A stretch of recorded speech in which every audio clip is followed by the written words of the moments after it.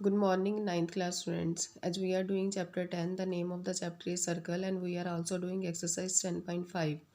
And here is a question number 7 of exercise 10.5. If the diagonals of a cyclic quadrilateral are diameters of the circle through the vertices of the quadrilateral, prove that it is rectangle.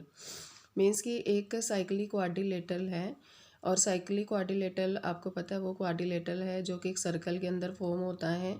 और इस quadrilateral के जो diameter हैं AC और BD एक दूसरे को O point पर इंटरसेक्ट कर रहे हैं। और वर्टिसेस के थ्रू हमें ये बताना है ये ABC और D ये जो वर्टिसेस है इनके थ्रू हमें बताना है कि इट इज़ रेक्टेंगल, कि ये जो क्वाड्रिलेटर है ये रेक्टेंगल बनता है। तो हमने गिवन में क्या दिया कि ABCD is a cyclic quadrilateral whose diagonal AC and BD are the diameters of the circle passing through ABCD। ये जो मैंने आपको बताया है कि AC और BD डायमीटर है जो ABCD से पास होके जा रहे हैं। तो हमें प्रूव करना है कि ABCD इज ए रेक्टेंगल। अगर हम ये प्रूव कर दें कि हमारा एंगल कोई भी एक एंगल को हम प्रूव कर दें कि A वर्टिसिस पर या B पर या C पर या D पर भी एंगल अगर 90 का बन जाए तो ये सारा का सारा क्वाड्रिलेटर कौन सा बन जाएगा, डेट इज़ रेक्टेंगल। तो इसके लिए हमने प्रूविंग में क्या किया, प्रूफ लिया है कि in triangle AOD and triangle COB, ये ट्राइंगल AOD है और ये ट्राइंगल कौन सा है, COB। इसमें मैंने कहा कि जो OA है साइड ट्राइंगल AOD की वो OC की इक्वल है। ये इसलिए इक्वल है क्योंकि ये एक सर्कल के डायमीटर बनता है और डायमीटर जो है वो सर्कल के सेंटर से जो है कट करके जा रहे हैं। तो सर्कल के सेंटर से अगर ये डायमीटर कट कर रहे हैं तो जितना OA होगा उतना ही OC होगा, जितना OB होगा उतना ही OD होगा। क्यों होगा, क्योंकि एक सर्कल के अंदर डायमीटर से जो ये O से लेकर A तक और O से लेकर C तक मीन्स AC का जो हाफ जा रहा है डायमीटर का वो क्या बनता है, रेडियस। तो AO और OC दोनों क्या है, रेडियस है। इसी तरह से OD और OB भी क्या हो गए, रेडियस होगी। और दूसरी तरफ से देखा जाए तो ये ट्राइंगल AOD और ट्राइंगल BOC की क्या हो गई, साइड्स। अब एक और लिया है उन्होंने कि एंगल AOD ये वाला एंगल BOC के इक्वल है या COB की इक्वल है। क्यों, क्योंकि ये वर्टिकली अपोजिट एंगल हो गए। तो हम कह सकते हैं कि बाय SCS कॉन्ग्रुएंसी रूल कि ट्राइंगल जो AOD है वो कॉन्ग्रुएंट है किसके, ट्राइंगल COB के। तो अगर ये कॉन्ग्रुएंट है तो हम ये भी कह सकते हैं कि जितना एंगल OAD होगा उतना ही OCB होगा। मीन्स कि ये ट्राइंगल जितना होगा ये एंगल जितना होगा एंगल OAD उतना ही एंगल OCB होगा। ये दोनों एंगल्स इक्वल होंगे क्योंकि बाय सिपिसिटी हम इसको प्रूव कर सकते हैं। पर ये हमने अगर नोट करें तो अगर ये इसके इक्वल है तो ये दो लाइंस आ रही हैं ये वाली, डेट इज़ AD और ये है BC। इसमें इस तरह से ये एंगल एक यहाँ फॉर्म हो रहा है और एक यहाँ फॉर्म हो रहा है। तो ये कौन से एंगल कहलाएंगे, अल्टरनेट एंगल। अगर ये अल्टरनेट एंगल है तो अल्टरनेट एंगल जो है ये AC लाइन से AD और BC लाइन जो पैरेलल लाइन है उस पे AC लाइन जो ट्रांसवर्सल एक्ट कर रही है तो ये दो अल्टरनेट एंगल बना रही है। तो डैट मीन कि जो AD है वो पैरेलल होगी लाइन किसके, BC के। तो अगर AD लाइन BC के पैरेलल है तो इनको ज्वाइन करने वाली ये दोनों लाइनें भी क्या होंगी, आपस में पैरेलल होंगी। तो हमने लिख दिया AB पैरेलल है किसके, DC के। तो हम कह सकते हैं कि हाँ अब AB पैरेलल DC हो गया। सेकेंड है कि quadrilateral ABCD is a cyclic quadrilateral, क्योंकि ये साइक्लिक क्वाड्रिलेटर है और साइक्लिक क्वाड्रिलेटर कहता है कि इसके जो अपोजिट एंगल का सम है वो क्या होगा, 180 होगा। तो हमने क्या ले लिया कि एंगल ABC, ये एंगल है ABC plus angle ADC, angle ABC plus angle ADC का जो सम होगा वो कितना होगा, 180। बट उन्होंने बोला है कि ABCD is a cyclic quadrilateral और ऊपर हमने ये भी प्रूफ कर दिया कि AB पैरेलल है किसके, DC के। तो अगर AB DC के पैरेलल है, AD BC के पैरेलल है तो हम ये कह सकते हैं कि ABCD जो क्या है वो एक पैरेललोग्राम है।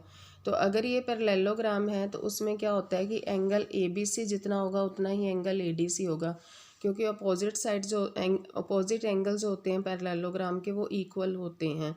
तो मैंने क्या किया, ABC लिखा, ADC की जगह ABC यहाँ पुट कर दिया। तो 2 ऑफ एंगल ABC हो गया is equal to 180 degree. ABC की वैल्यू कितनी आ गई, 90। तो already AD parallel to BC और AB पैरेलल टू DC के कारण ये पैरेललोग्राम तो था ही, बट अगर उसका एक भी एंगल अगर हमारा 90 हो गया तो हम कह देंगे सो ABCD इज़ अ रेक्टेंगल। तो ये क्लास आपने थ्योरम देखनी है कि कैसे होगी। ABCD हमें रेक्टेंगल प्रूफ करना था, वो हमने इसमें कर दिया। नेक्स्ट है उसके बाद क्वेश्चन नंबर 8 है। क्वेश्चन नंबर 8 में दिया है कि if non parallel sides of a trapezium are equal then prove that it is cyclic. अगर एक ट्रेपीजियम है, ये ट्रेपीजियम है, अगर उसकी वैसे तो हमें पता है AB साइड DC साइड के पैरेलल होगी। ये जो AB साइड है वो ये D और C से लेकर जो साइड जा रही है उसके पैरेलल होगी। बट अगर उसकी नॉन पैरेलल साइड भी अगर इक्वल हो जाए, डैट मीन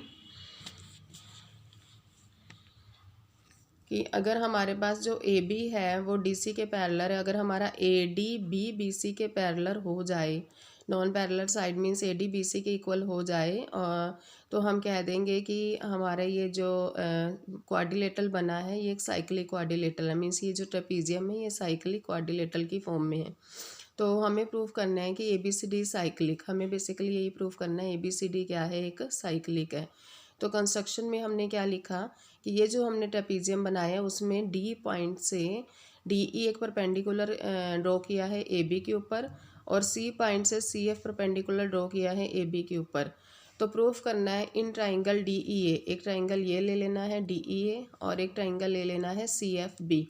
तो DEA और CFB में हम कह देंगे कि हमें ये तो बता ही दिया उन्होंने कि इन दोनों ट्राइंगल्स की जो ये वाली साइड है AD और BC वो इक्वल है, ये हमें गिवन है। और DE और CF इक्वल हाइट्स की हैं, अंदर परपेंडिकुलर हैं, तो परपेंडिकुलर इक्वल हाइट्स के होते हैं, इस वजह से हमने DE को CF के इक्वल रख दिया। और हम ये भी कह सकते हैं कि ये जो एंगल DE अंदर बन रहा है ये वाला एंगल, और ये एंगल CFB बन रहा है, ये इक्वल होगा क्योंकि ईच 90 है। तो बाय RHS कॉन्ग्रुएंसी रूल से मैं क्या बोलूँगी कि ट्राइंगल DEA कॉन्ग्रुएंट है किसके, ट्राइंगल CFB के। अगर ये कॉन्ग्रुएंट है तो मैं कह सकती हूँ कि यस ये वाला एंगल A किसके इक्वल होगा, एंगल B के। अगर ये एंगल A एंगल B के इक्वल है बाय सिपिसिटी, तो क्योंकि ये मेरा जो क्वाड्रिलेटरल है इसमें मेरी AB साइड DC साइड के पैरेलल थी, तो मैं angle A plus angle D, ये कंप्लीट एंगल D दोनों का सम कितना ले सकती हूँ, 180, क्योंकि को इंटीरियर एंगल बनते हैं। क्योंकि दो साइड से जब पैरेलल होती हैं, दो लाइंस पैरेलल होती हैं, उनको एक ट्रांसवर्सल लाइन इंटरसेक्ट करती है, तो दोनों एंगल का सम, जैसे ये एंगल A है ये एंगल D है, दोनों एंगल का सम कितना होगा, 180। इसी तरह से इधर से लेंगे तो angle B plus angle C का सम भी कितना होगा, 180।